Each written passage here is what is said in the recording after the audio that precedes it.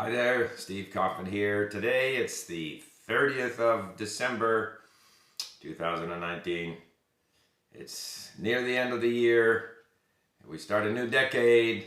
So it's a good time to sort of take stock. I think at the end of the year is always a time people think about, what do I want to do next year? What did I achieve this year? Personal relationships, personal development, work, and so forth. So if we think of language learning, which is what I always talk about here, why do we learn languages? What is the purpose? And I think if we understand the purpose of language learning, I think that can influence how we learn, how we teach, how we treat other people who are learning or speaking other languages. If we understand what the fundamental purpose of language learning is, and to me, the fundamental purpose of language learning is to enjoy the language.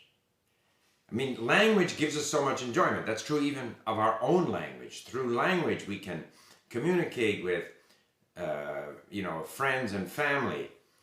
We can enjoy books. We can enjoy movies. We can enjoy the language itself. We can enjoy the things that we learn through the language or that we hear about through the language. It's all about enjoyment. And so, when we teach the language, and I always get back to Kato Lom, this great Hungarian polyglot. She lived mostly in the 20th century, who had this formula. So success in language learning depends on our attitude, times the amount of time we spend with the language, divided by inhibition, and I add to that frustration, everything that's negative. So, attitude. Obviously, if we are teaching the language, the most important thing has to be to create a positive attitude in the learner so that the learner enjoys it, like in school, for example. And somehow to get the learner to spend time with the language and to reduce everything that causes inhibition, frustration, negative feelings. So then the question is, why have tests? What's the purpose of tests in school?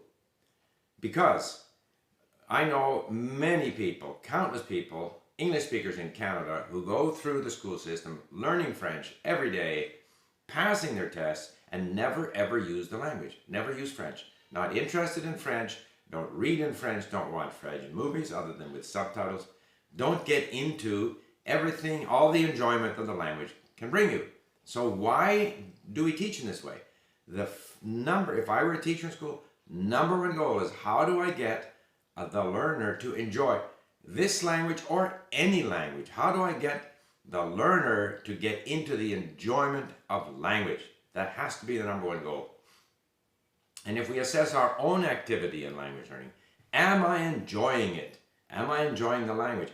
And enjoyment can come in many different ways. Like I've been learning Persian, I speak it extremely poorly.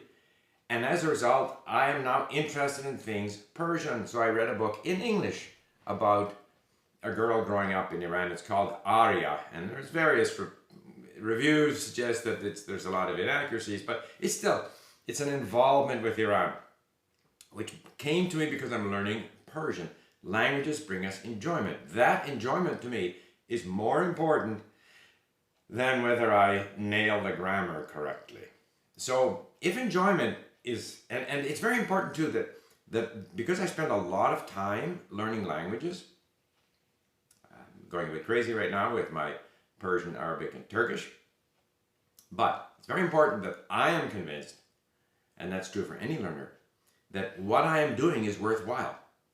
That the time that I spend is time well spent. This is good. This is bringing me enjoyment.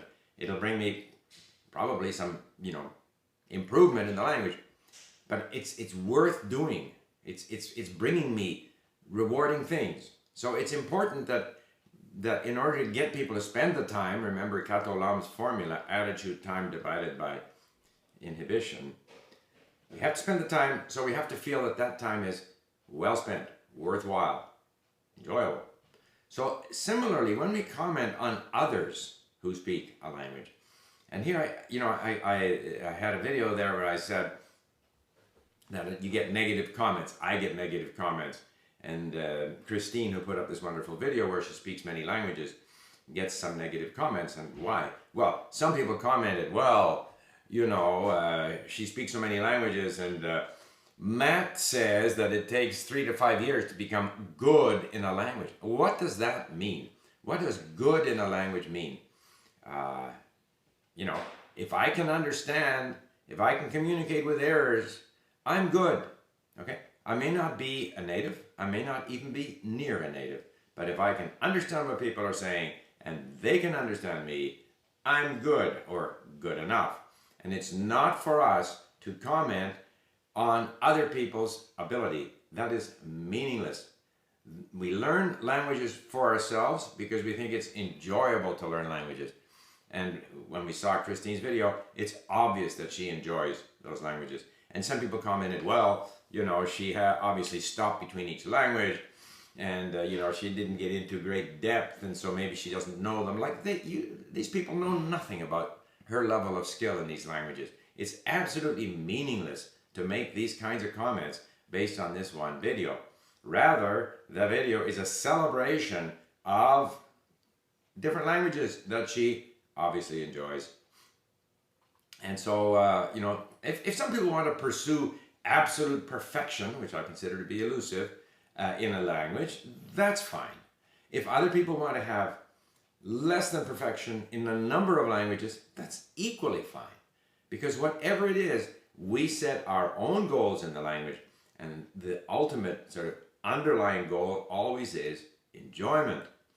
And of all the people that I have interacted with in English who are not native speakers, where we've had a wonderful relationship, friends or business relationships, and they're speaking English less than perfectly, it's good. We're communicating. They're enjoying the language. They're enjoying the ability to communicate in what is to them a foreign language, just as I enjoy the ability to communicate in what is to me a foreign language, whether that be Russian, Chinese, Japanese, French, Spanish, whatever.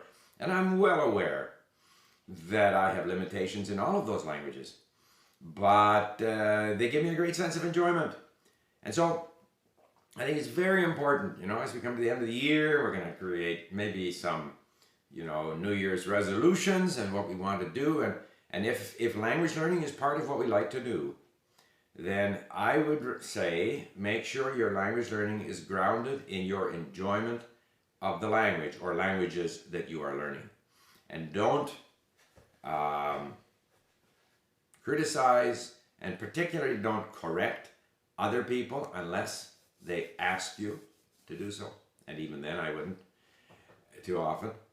And if people are involved in teaching, I think if you can ignite the fire of interest and enjoyment in language learning, and forget all the testing of grammar, because all of those things kick in only very, very slowly. But if you can get people motivated and they realize what a rich world language learning brings them, then that would be a job well done. So I wish everyone a happy new year. Enjoy your language learning. Learn them however you want. Enjoy the process, and we'll see you in the new year. Bye for now.